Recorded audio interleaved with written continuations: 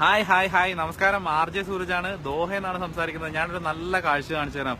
ഒരു രാജ്യവും ആ രാജ്യത്തിലെ ജനങ്ങളും നെഞ്ചു വിരിച്ച് ചങ്ക് വിരിച്ചിട്ട് നിൽക്കുന്ന ഒരു കാഴ്ച, ചങ്കൂറ്റത്തിന്റെ ഒരു കാഴ്ച ഞാൻ കാണിച്ചു തരാം. ആ കാണുന്നത് ഈ രാജ്യത്തിലെ രാജാവിന്റെ ഫ്ലക്സ് ആണ്. ആ ഫ്ലക്സിന് താഴെ ഈ രാജ്യത്തിലെ ജനങ്ങൾ ഒന്നടങ്കം ഒത്തുകൂടിയിട്ട് രാജ്യത്തിന്റെ തീരുമാനങ്ങൾക്ക്, ഭരണാധികാരിയുടെ തീരുമാനങ്ങൾക്ക് ഐക്യദാർഢ്യം പ്രഖ്യാപിച്ചുകൊണ്ടിരിക്കുന്ന ഒരു മനോഹരമായിട്ടുള്ള കാഴ്ചയാണ് കണ്ടുകൊണ്ടിരിക്കുന്നത്.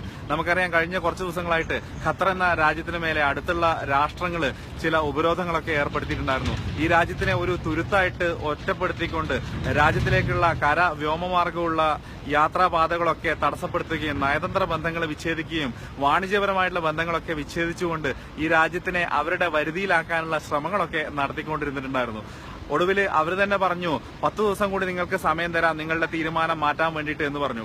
അപ്പോൾ ആദ്യത്തെ ദിവസം തന്നെ ഈ രാജ്യം പറഞ്ഞു, ഞങ്ങളുടെ തീരുമാനത്തിൽ യാതൊരു മാറ്റമില്ല, ഞങ്ങളുടെ തീരുമാനങ്ങൾ എന്തോ അത് തന്നെയാണ് ഞങ്ങൾ മുന്നോട്ട് നടപ്പിലാക്കാൻ പോകുന്നത്, മറ്റൊരു മാറ്റത്തിന് ഞങ്ങൾ തയ്യാറല്ല എന്ന് പറഞ്ഞിട്ടുള്ള ഒരു തീരുമാനം എടുത്തിട്ട് അത് മുന്നോട്ട് കൊണ്ടുപോകാൻ വേണ്ടി ശ്രമിച്ചിട്ടുണ്ടായിരുന്നു. അന്ന് ഒരുപാട് മാധ്യമങ്ങളിൽ വലിയ വലിയ വാർത്തകളൊക്കെ വന്നു. ഈ രാജ്യം വലിയൊരു ബുദ്ധിമുട്ടിലേക്ക് പോവാണ്, രാജ്യം കഷ്ടപ്പെടാൻ പോവാണെന്നൊക്കെ പറഞ്ഞിട്ട് വലിയ വാർത്തകളൊക്കെ വന്നു. പക്ഷെ അതിൽ നിന്നൊന്നും ഒരു പ്രശ്നമില്ലാതെ ഈ രാജ്യത്തിലെ ഒരു പ്രവാസിക്ക് പോലും ഒരു ബുദ്ധിമുട്ടും ഇല്ലാത്ത രീതിയിൽ രാജ്യം ഒരു മാസം പിന്നിട്ടിട്ടും ശക്തമായിട്ട് വലിയ ഊർജ്ജത്തോടെ മുന്നോട്ട് പോയിക്കൊണ്ടിരിക്കുന്ന, കോൺഫിഡൻസോടെ മുന്നോട്ട് പോയിക്കൊണ്ടിരിക്കുന്ന ഒരു കാഴ്ചക്കാണ് ഈ രാജ്യത്തിലുള്ള ഞങ്ങളെപ്പോലുള്ള പ്രവാസികൾ സാക്ഷിയാവുന്നത്. അപ്പോ ഇത്തരത്തിലുള്ള അവസ്ഥയിൽ അവസാനം 10 ദിവസം നീട്ടിക്കൊടുത്തതിന് ശേഷം അവര് കഴിഞ്ഞ ദിവസം പറഞ്ഞു, 48 മണിക്കൂറും കൂടി നിങ്ങൾക്ക് ആ സമയം തരും, അവസാനമായിട്ട് ചോദിക്കുകയാണ് നിങ്ങളുടെ തീരുമാനത്തിൽ മാറ്റം ഉണ്ടോ എന്ന്.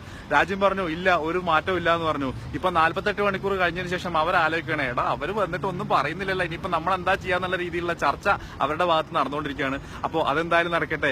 ഈ രാജ്യത്തിലെ ഭരണാധികാരിയുടെ തീരുമാനങ്ങൾക്ക് കീഴിൽ ഈ രാജ്യം സുരക്ഷിതമാണ്, കൃത്യമായിട്ട് മുന്നോട്ട് നല്ല രീതിയിൽ തന്നെ പോകുമെന്ന പ്രത്യാശ ഞങ്ങളെപ്പോലുള്ള പ്രവാസികൾക്കും തീർച്ചയായിട്ടും ഉണ്ട്. പിന്നെ പറയാനാണെങ്കിൽ സാധനങ്ങളുടെ വില ചെറിയ രീതിയിൽ വർദ്ധിച്ചിട്ടുണ്ട് എന്ന് മാത്രമേ ഉള്ളൂ. പക്ഷെ ആ ഒരു വർധനവ് എന്നത് വലിയൊരു പ്രശ്നമായിട്ട് അവതരിപ്പിക്കാൻ ഞങ്ങളെപ്പോലുള്ള പ്രവാസികൾ ആഗ്രഹിക്കുന്നില്ല. കാരണം ഇത്രയും കാലം ഞങ്ങളെ തീറ്റിപ്പോറ്റിയത്, ഞങ്ങളുടെ കുടുംബങ്ങളെ തീറ്റിപ്പോറ്റിയത് ഈ രാജ്യത്തിലുള്ള പണം തന്നെയാണ്, ഈ രാജ്യത്തിലുള്ള കാശ് കൊണ്ട് തന്നെയാണ്. അതുകൊണ്ട് തന്നെ ഈ രാജ്യത്തിന് ചെറിയൊരു പ്രതിസന്ധി വരുമ്പോൾ അതിൽ വലിയൊരു പ്രശ്നമായിട്ട് ഇതിനെ അവതരിപ്പിച്ചുകൊണ്ട് കയ്യടി നേടാൻ വേണ്ടിയിട്ടോ അല്ലെങ്കിൽ ബുദ്ധിമുട്ടിൽ വലിയ രോഷം രേഖപ്പെടുത്താനോ ഞങ്ങൾ ആഗ്രഹിക്കുന്നില്ല.